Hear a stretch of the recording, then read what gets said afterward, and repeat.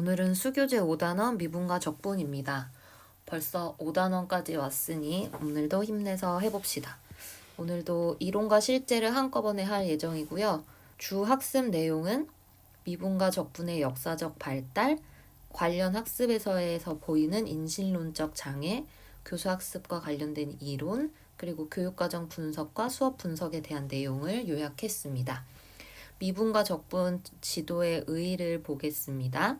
이 교육과정에서 가지고 왔고요. 1호에서는 수학 2에서 미적분을 처음 들어가게 되는데 이 개정 교육과정에서는 미적분 1이라는 내용에서 미적분을 처음 다루게 됩니다. 그래서 미적분 1에 있는 핵심 아이디어를 함께 보면 함수의 극한을 이때 배우게 되는데 함수의 극한은 함수의 국소적 성질을 이해하는 도구이면서 함수의 연속은 함수의 극한을 통해서 설명이 됩니다.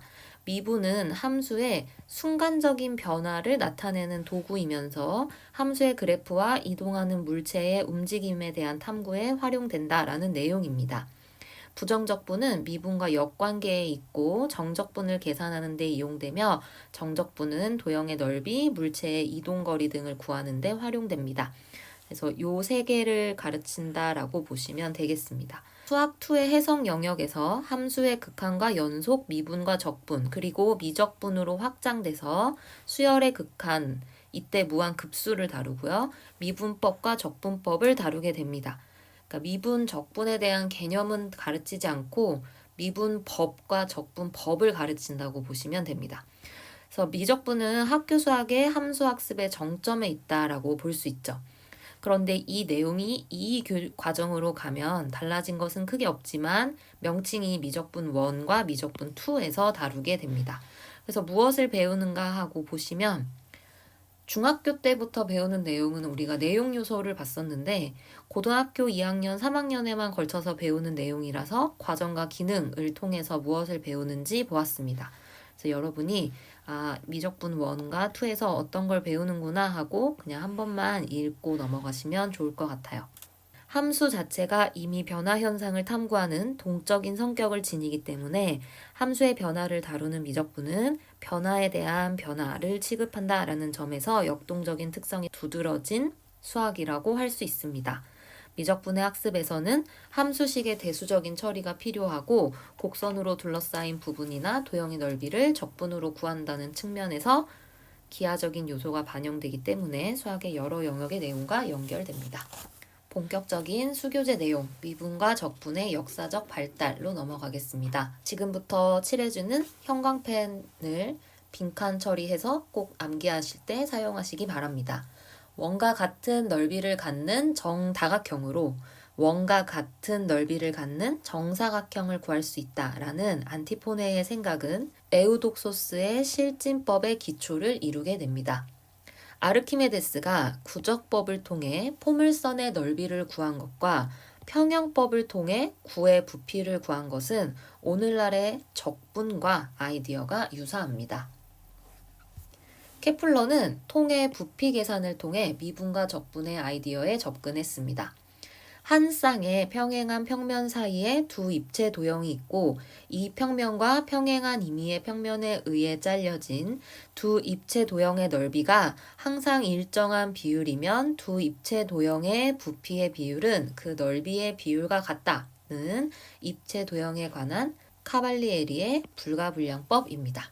반대로 외워볼게요. 평면 도형에 관한 카발리에의 불가분량법의 원리는 한 쌍의 평행한 직선 사이에 두 평면 도형이 있고 이 직선과 평행한 임의의 직선에 의해 잘려진 두 평면 도형의 선분이 항상 일정한 비율이면 두 평면 도형의 넓이의 비율은 그 선분의 비율과 같다입니다. 평면 도형의 불가분량은 현이고 입체 도형의 불가분량은 입체 도형을 절단한 단면입니다.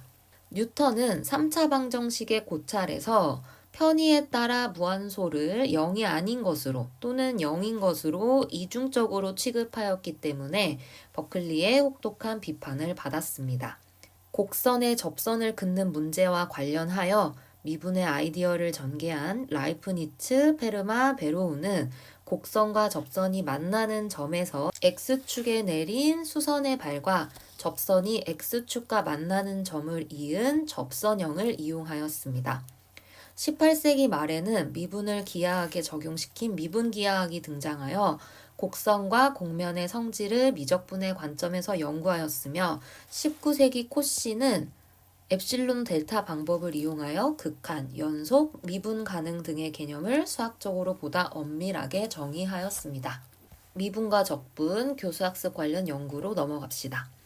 극한과 연속에 대한 개념 정의와 개념 이미지에 대한 내용입니다.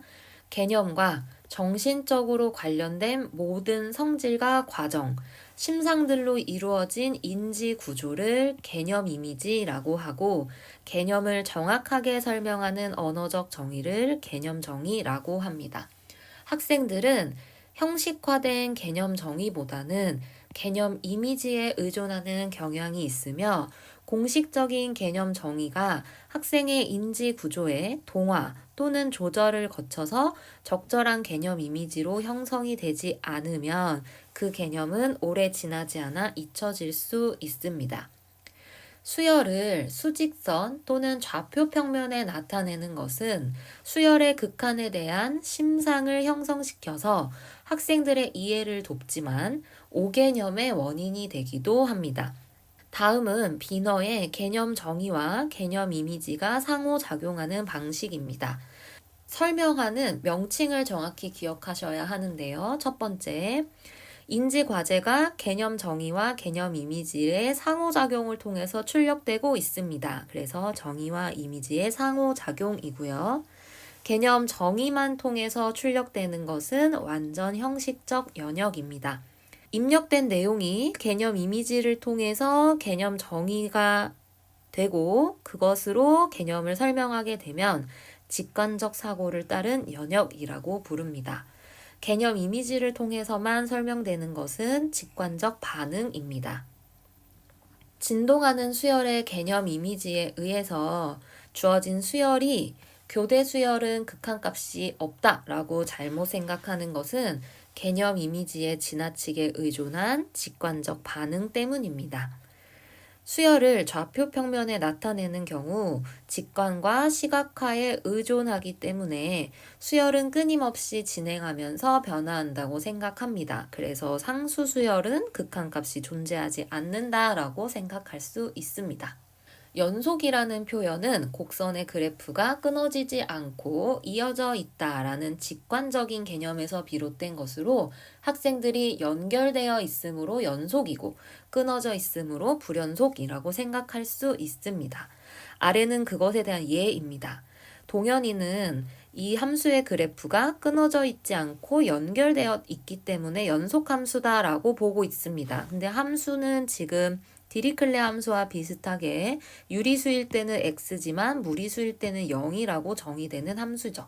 그러면 x는 0에서만 연속이고 다른 모든 점에서는 불연속인데 그래프를 보고 끊어지지 않고 연결되어 있다. 그래서 연속이다 라고 얘기했으므로 개념 정의보다는 개념 이미지, 직관적인 이미지에 의존했기 때문에 오류가 나타납니다.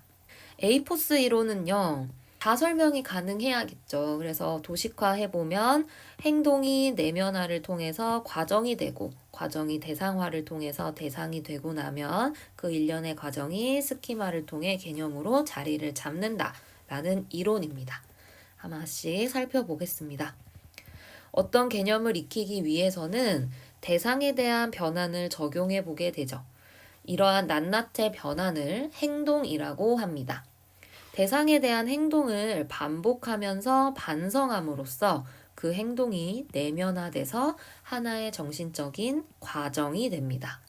과정이란 행동이 내면화되면서 동일한 조작을 할 수 있는 정신적 구조가 생긴 상태를 뜻하게 됩니다. 과정의 상태는 각 단계를 명시적으로 의식하지 않고도 변환을 시킬 수 있다라고 얘기합니다. 관련된 기출 문제를 보면 우리가 과정이라는 형태를 학생이 어떤 조작, 행동을 한 것을 그 과정을 설명할 수 있냐 없냐로 구분하기도 합니다. 그러니까 자신의 풀이 과정을 설명할 수 있다라는 것을 정신적 구조가 생긴 상태라고 보는구나 라고 기출문제를 활용하시면 좋을 것 같습니다. 과정을 전체적으로 인식하기 시작하면서 과정은 대상화가 되고 하나의 대상이 되며 행동, 과정, 대상이 조직화되고 연결됨으로써 하나의 일관성 있는 구조가 되면 그것이 스키마가 됩니다. 그러면서 책에 설명된 무한개념, 함수개념 등의 행동, 과정, 대상, 스키마를 보겠습니다. 무한개념에서의 행동은 자연수를 1, 2, 3에서 시작해서 자연수 전체의 집합으로 구성하는 것을 말하죠. 그래서 이 행동이 내면화돼서 가능적 무한의 단계가 오면 과정이 됩니다. 도달할 수 없는 가능적 무한이 대상화돼서 도달할 수 있는 무한의 개념인 실무한의 단계로 오면 대상 단계가 됐다고 볼 수 있고요. 대상 상태인 실무한은 그 자체로 완결된 정체성을 갖습니다. 함수 개념에서 행동은 함수식에 변수의 값을 대입해 보는 것, 혹은 정의역의 원소를 공역의 원소로 대응시키는 것이 행동이고요. 이러한 행동이 내면화돼서 특정한 값을 입력하고 그에 따라 출력값을 생각하고 함수를 입력과 출력으로 인식하는 상태를 과정이라고 봅니다. 이런 과정이 대상화돼서 함수를 하나의 집합으로 간주하고 집합에 대한 조작을 하는 것을 대상이라고 합니다. 이런 모든 것들은 궁극적으로 함수에 대한 체계적인 틀로 스키마로 자리 잡게 됩니다. 극한 개념은 제가 예전에 공부할 때 추가했던 내용이었습니다. 책에는 있는 것이 아니고요. 근데 같이 외워두면 더 좋을 것 같아요. 몇 개의 점을 대입해서 함수 f에 대한 함수값을 구하는 것이 행동에 해당합니다. x가 a에 가까워질 때 fx는 어떤 l이라는 숫자에 가까워지는 현상에 주목하는 상태가 과정입니다. 이런 과정이 대상화돼서 함수의 극한을 하나의 대상으로 주목하는 것이 대상이고요. 그래서 이것이 우리의 엄밀한 정의에 해당하는 근방의 개념을 수치근사값으로 도입하여 함수의 수렴의 개념을 형성하는 것을 스키마라고 봅니다. 스퍼드는 수학적 개념의 형성 과정을 분석하고 계산적인 조작이 추상적인 대상으로 전이되기 위해서는 내면화, 압축, 실제화의 세 단계를 거친다고 하였습니다. 그러면 그 예시에 해당하는 그 단계를 쓰실 수 있으면 됩니다. 내면화 단계에서는 주어진 수열에서 수치적인 값을 만족하는 n을 구하고 부등식에 만족하는 n을 구해봄으로써 n이 커짐에 따라 각각 대응되는 n분의 1의 값을 생각해 보아 실제로 수행한 행동을 통해 조작이 구성되도록 합니다. 압축 단계에서는 구체적인 수치를 통해 계산했던 것을 m이라는 임의의 작은 양수의 m을 찾아서 실제화 단계에서는 이제까지 다루어 오던 것을 새로운 시각에서 조망하여 임의의 양수 엡실론에 대하여 0과 엡실론 사이에 a가 들어있는 이 상태가 성립하면 a가 0이라고 이해하게 되는 상황을 얘기합니다. 역사 발생적 원리를 보면 수학을 공리적으로 전개된 기성품으로 간주하고 가르치는 형식주의의 단점을 극복하기 위해 제기된 교수학적 원리가 역사 발생적 원리입니다.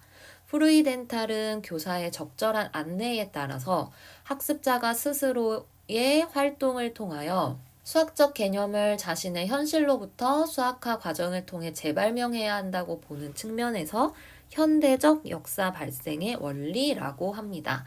역사 발생적 원리에 따르면 인간 개개인의 수학학습 과정은 수학사의 발전 과정과 어느 정도의 동형성이 있기 때문에 처음부터 개념에 대한 연역적인 정의가 아니라 직관적이고 자연스러운 개념의 발생 과정을 제시할 필요가 있다라고 봅니다.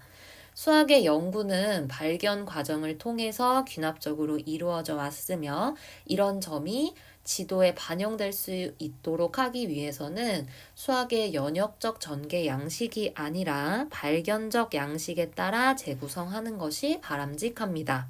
역사 발생적 원리를 미적분 지도에 직접적으로 적용하는 것은 적분의 경우 미분에 비해 전반적으로 난이도가 높고 구분구적법으로 적분을 구해야 하기 때문에 복잡하고 번거로운 문제점이 있습니다. 실제로 넘어갈게요. 실제 파트에 해당하는 것 중에 교육과정이 반영되지 않아서 책의 내용이 좀 많이 다른 부분이 있어서 그 부분은 덜어내고 교육과정으로 다시 설명을 드리겠습니다. 여기서 조금 더 중요하게 다뤄질 수 있는 부분은요. 정적분의 정의가 달라졌다라는 거예요. 사실 1호 교육과정에서 이미 급수의 합을 이용한 정적분의 정의는 다루지 않습니다. 그 이전 교육과정에서는 구분구적법을 배우고 구분구적법을 통해서 정적분을 정의한 후에 그리고 적분과 미분의 관계, 요 책에 나온 내용대로 정적분과 부정적분을 연결시켜 줬었는데요. 1호에서는 아예 정적분의 정의 자체가 그냥 그 정리를 정의로 봅니다. 그래서 교육과정의 유의사항을 보시면 급수의 합을 이용한 정적분의 정의는 다루지 않죠. 그리고 fx의 부정적분 라지 fx에 대해서 라지 fb 빼기 fa를 정적분의 정의로 도입을 합니다. 그 설명 방법은 다양하게 할 수가 있죠. 그리고 나서 이제 넓이랑 연결을 시켜주는 게 현재 교육 과정이고요. 근데 2에서는 이게 또 바뀌었습니다. 보시면 닫힌 구간 A, B에서 연속함수 fx의 함수값이 음이 아닌 경우 함수 fx의 그래프와 x축으로 둘러싸인 도형의 넓이를 fx의 a에서 b까지의 정적분이라고 합니다. 그러니까 정적분을 부정적분의 계산으로 두고 그것을 넓이랑 연결시켰었다면 이제 아예 정적분을 넓이로 접근을 하고 정의를 넓이로 두고 이것을 일반적인 연속함수에 대해서 확장하게 되어 있습니다. 그래서 이 부분을 조금 정확하게 숙지하셔야 될 것 같아요. 그리고 성취기준 해설과 고려사항은 미적분 1만 가지고 왔고요. 미적분 2는 진로 선택 부분이기 때문에 그리고 조금 흩어져 있는 것을 제가 임의로 재구성해 놓기도 했습니다. 그래서 얘는 중학교 내용과 연결되어 있는 과목들처럼 대수나 함수, 기하처럼 모든 것을 다 통으로 암기하실 필요는 없을 것 같고요. 중요하다고 여겨지는 부분들만 체크하고 넘어가겠습니다.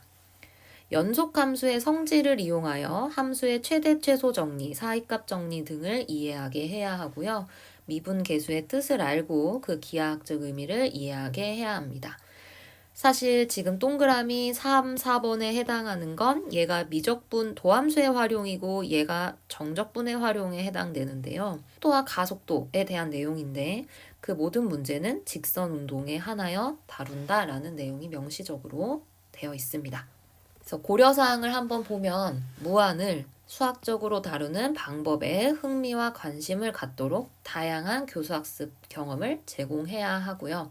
그래프를 통해서 이해하게 해야 한다라는 건 우리가 시각적인 자료를 제공했을 때 학생들의 더 이해를 깊게 해줄 수 있는 이런 내용들은 다 공학도구를 활용하는 것이 좋다라는 식으로 나오기 때문에 2번은 넘어가겠습니다. 함수의 연속성을 판정하는 과정에서 체계적으로 사고하여 의사 결정하는 태도를 기르게 하고요. 그리고 함수의 극한과 연속의 뜻과 성질에 대한 이해 여부를 평가할 때죠. 평가할 때 복잡한 합성함수나 절대값이 여러 개 포함된 함수와 같이 지나치게 복잡한 함수를 포함하는 문제는 다루지 않습니다. 구체적인 자연현상이나 사회현상을 이해하는 과정에서 미분과 적분의 유용성과 가치를 인식하도록 다양한 교수학습 경험을 제공해야 합니다. 밑에 2개는 외우진 않고 넘어갈게요. 그래도 어떤 것들을 주의해야 하는지는 알아야 되니까 요약 자료에는 포함해 두겠습니다. 교과서 속의 미분과 적분을 보시면 제논의 패러독스에 내재된 논리적 오류는 양수를 무한번 더해도 그 합이 유한할 수 있다는 것이 밝혀진 후에 수학적으로 설명할 수 있었습니다. 즉, 제논의 패러독스에서는 가능적 무한의 개념만 가지고 있다라고 보실 수 있습니다. 학생들은 0.9땡, 0.9999를 어떤 값을 향해 계속 진행되는 동적인 관점의 과정에서 1이라는 완결된 정적인 관점의 결과로의 이행에서 여러 가지 장애를 경험하게 됩니다. 3번은 책에 제시된 무한에서 성립하지 않는 것들에서 나타나는 오류를 학생 A, B, C로 나눈 것입니다. 그래서 그 내용은 책에 있던 거니까 읽어보셨으면 내용은 이해할 수 있고요. 그 오류의 원인들을 보시면 학생 A는 무한급수의 값을 유한 부분합의 극한으로 보지 않고 정적인 관점의 결과로 간주해서 하나의 값으로 놓았기 때문에 생긴 오류입니다. 학생 B와 C는 유한에서 성립하는 여러 가지 성질, 즉 교환 법칙이나 결합 법칙을 무한에 적용해서 모순적인 결과를 얻었습니다. 같은 내용으로 오일러의 오류도 있었죠. 오일러의 오류 역시 유한에서 성립하는 성질, 교환 법칙과 결합 법칙을 무한에서 사용했기 때문에 나타난 오류입니다. 미적분학의 제1 기본정리 이전에는 정적분을 구하기 위해 무한히 작은 직사각형의 넓이의 합을 통해 근사시키는 방법을 사용했지만 미적분학의 제2 기본정리에 의해 개별적인 문제 상황에 따라 매번 복잡한 계산을 해야 하는 번거로움을 없애고 대수적인 절차를 밟을 수 있도록 일반적인 해법을 제공합니다. 로가리즘은 비를 계산한 수라는 의미를 지니며 로그는 곱셈과 나눗셈을 각각 덧셈과 뺄셈으로 단순화하는 역할을 하기 때문에 천문학에서 수반되는 큰 수의 복잡한 계산을 간편화하려는 실제적인 필요성에서 창안되었습니다. 자연 로그 2를 함수의 극한으로 정의하기에 앞서 은행의 예금을 한 상황을 가상으로 제시하고 복리로 계산된 원리합계 문제를 다룬 뒤에 계산기 또는 그래프를 활용하여 무리수 2의 값을 직관적으로 다룰 수 있습니다. 이 내용은 기출문제에 기반해서 요약했기 때문에 은행의 예금이 어떤 식으로 정의되는지까지 설명할 수 있으면 조금 더 좋을 것 같습니다. 수업의 이해로 넘어갈게요. 한없이 커짐에 따라 한없이 가까워진다와 같은 직관적인 정의는 이해하기는 쉽지만 그 의미가 모호한 경향이 있어서 주어진 수열의 극한값이 1.01이 될 수도 있겠죠. 한없이 커짐에 따라 한없이 가까워진다와 같이 일상어에서 온 표현은 비수학적인 자생적 관념을 간직하게 되므로 상수 수열의 극한값이 존재하지 않는다라고 생각할 수 있습니다. 다음 표는 고등학교의 정의와 대학교 정의를 비교한 것인데요. 정의는 알고 계실 거라고 생각하고요. 그 두 개의 차이점을 보겠습니다. 직관적 정의는 n의 변화에 따라 an이 변하는 함수의 종속점 관점인 반면 형식적 정의는 각 n에 대해 정해진 조건을 만족하는 an이 존재한다라는 함수의 대응적 관점입니다. 독립변수 n에 따라 종속변수 an이 일정한 값에 가까워지는 동적인 관점이 직관적 정의였다면 수열의 항들이 이미 존재한다고 가정하고 항들과 극한 사이의 관계를 파악하는 형식적 정의는 정적인 관점입니다. 동적인 관점이기 때문에 직관적 정의에서의 무한은 가능적 무한이라고 볼 수 있고요. 형식적 정의는 실무한에 해당합니다. 그래서 n의 변화에 따른 an의 변화 과정에 초점을 두고 있고 형식적 정의는 결과에 초점을 두고 있죠. 그래서 직관적 정의는 극한값을 발견하게 되는 반면 형식적 정의는 발견된 수가 극한값임을 보증하는 수단입니다. 그래서 그 논리적 전개 과정이 직관적 정의는 n이 커짐에 따라서 an이 알파에 가까워지는 원인과 결과 순서라면 형식적 정의는 종속 변수 an이 주어진 부등식을 만족할 수 있도록 n을 결정하는 독립 변수 n을 결정하는 것이기 때문에 전개 방향이 결과에서 원인으로 거꾸로 가는 형식이라고 볼 수 있습니다. 4번은 현재 책에는 없는 내용이죠. 그런데 소크라테스식 대화법을 통해서라고 간략하게 요약된 문단은 있었기 때문에 집어넣었어요. 보시면 이 대화는 수열의 극한의 개념을 의미 충실하게 이해하도록 소크라테스식의 대화법을 이용한 것이다 라고 볼 수 있어요. 그래서 학생들은 3가지 단계를 거치도록 지도했다라고 되어 있는데 장애의 노출 단계, 갈등의 의식 단계, 갈등 해결을 위한 장애 극복 단계를 거치도록 되어 있다. 이 수업 상황에서의 각 단계를 보실 수 있으면 됩니다.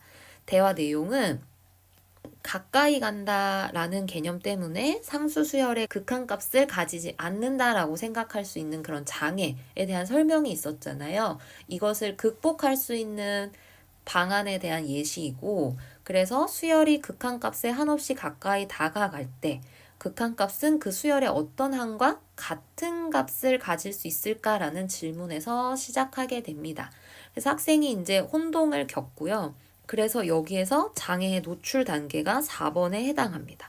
학생이 문제를 갖게 되는 부분이 그런데 아까 제가 생각한 것과 다른 부분이 있는데요 라고 말하는, 그런데요 이런 수열은 극한값 0에 분명히 도달하지 않잖아요 라고 물어보는 요 단계가 갈등의 의식 단계라고 보시면 됩니다. 그래서 어떤 대화를 거쳐서 결론적으로 자신만의 결론을 내리는 그 단계가 18번. 수열의 극한이란 수열이 한없이 가깝게 다가가는 값이며 반드시 극한값에 도달하지 않는다고는 말할 수 없군요 라고 말하게 되는 이 단계가 갈등 해결을 위한 장애 극복 단계구나 라고 인식하시면 되겠습니다. 미분을 도입하는 여러 가지 방법 보겠습니다. 라이프니츠가 처음 미분의 아이디어를 창안했던 전통적인 무한소 방법에서 편의에 따라 0인 것으로 처리하는 무한소량에 대한 논리적인 오류를 극복하기 위해서 현대적인 무한소 방법인 로빈슨의 비표준 해석학이 있죠. 그래서 그 비표준 해석학에서 도함수를 구하는 방법이 표준적인 부분만 취해서 EX가 된다. 이 무한소가 사라지는 이것이 비표준 해석학의 방법이었다고 책에 나와 있고, 이것의 장점이 고전적 무한소 방법이 가지고 있던 논리적인 모순을 피해갈 수 있다라는 점이었습니다. 라카토스의 중경험주의에 기초한 접선 개념 지도를 보면 사실 중경험주의에 기초했다라는 것의 핵심적인 내용은 어떤 추측이 있고 발레가 등장해서 또 개선된 추측을 하고 그것에 대한 또 발레가 등장해서 다시 개선된 추측을 하는 이 과정이 반복되어 간다라는 걸 보시면 되는데요. 그래서 먼저 접선에 대한 개념이 학생이 어떻게 바뀌어가는가를 먼저 알아야겠죠. 그래서 기하적 접선 개념을 보면 곡선과 한 점에서 만나는 직선이라고 보던 것이 곡선과 스치면서 만나는 직선이구나 라는 개념이 되는데, 궁극적으로는 사실 할선의 극한이 되어야 되는 거죠.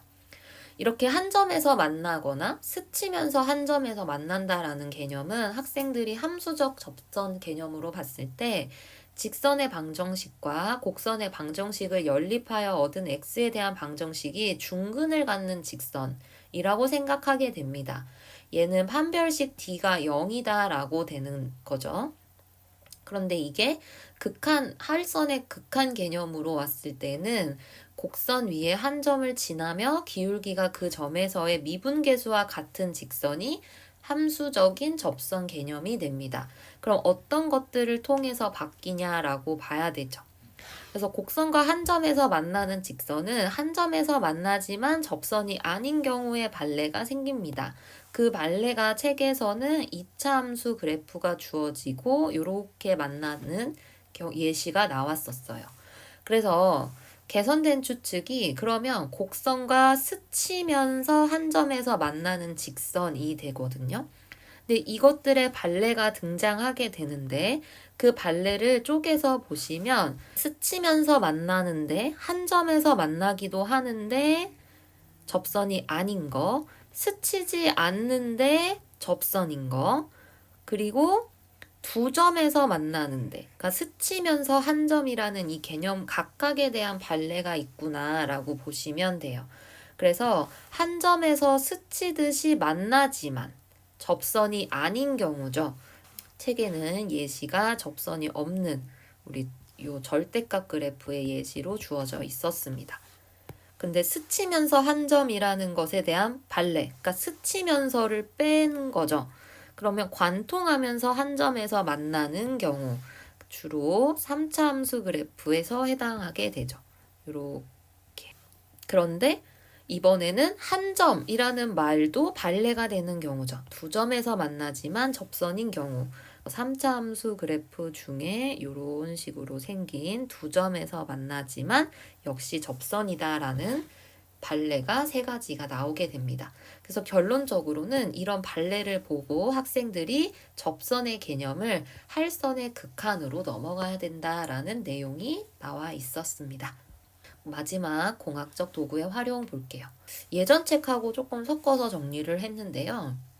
보면 컴퓨터를 이용한 수치적 방법, 그러니까 엑셀에 미분계수의 값을 계산을 직접 하는 거거든요. fx 플러스 h 빼기 fx를 두고 이 h의 값을 0.1, 0.01, 0.001 점점 작게 해서 이 결과값을 계산하게 하는 방법이 수치적 방법입니다. 그래서 이 방법을 통해서 미분계수를 추측해 볼 수 있고요. 아니면 그래픽 기능을 활용해서 그래프를 확인하는 거죠. 그래서 이 함수는 0에서 미분이 가능하지만 이 함수는 연속은 되는데 미분이 아니다라는 걸 형식적인 정의로 보여줄 수도 있고 급하게 변하는 곡선임을 보여줌으로써 직관적으로 이해하는 데 도움을 줄 수도 있습니다. 오늘 내용은 여기까지이고요. 확률과 통계까지 내용을 다 끝내고 기출문제를 올리는 게 조금 더 나을 것 같기도 해요. 그래서 일단은 내용 정리부터 맞춰 놓도록 하겠습니다. 오늘도 너무 고생 많으셨습니다.